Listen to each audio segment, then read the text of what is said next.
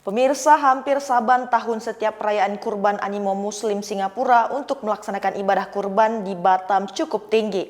Bagaimana hukumnya bagi seorang Muslim yang melaksanakan ibadah kurban di luar atau jauh dari tempat tinggalnya?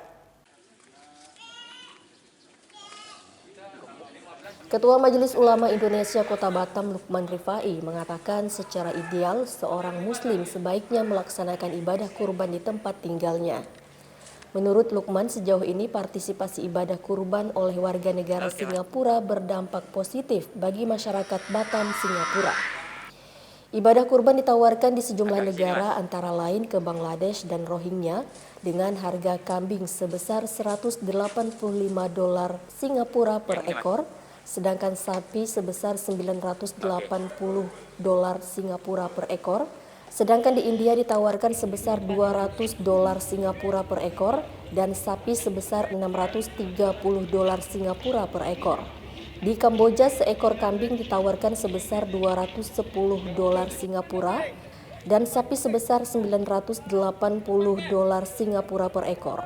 Filipina dan Australia dan Indonesia dengan ragam variasi.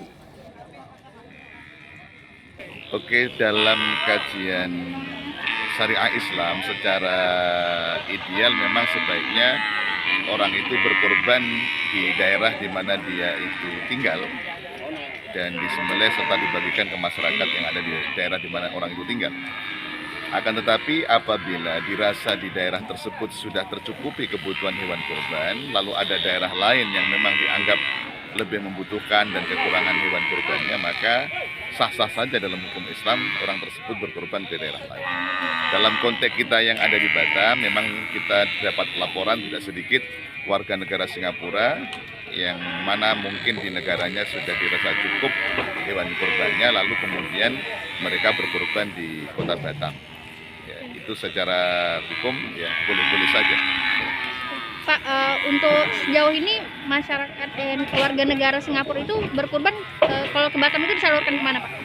Sepengetahuan kami bahwa hewan kurban yang ada di Batam oleh warga negara Singapura yang tersampaikan kepada kami di Majelis Ulama Indonesia Kota Batam itu rata-rata diprioritaskan untuk panti asuhan, untuk rumah yatim piatu, untuk pondok pesantren, dan untuk masjid musola yang ada di hinterland yang barangkali kekurangan hewan kurbannya. Mereka rata-rata justru memang memprioritaskan ke tempat-tempat tersebut.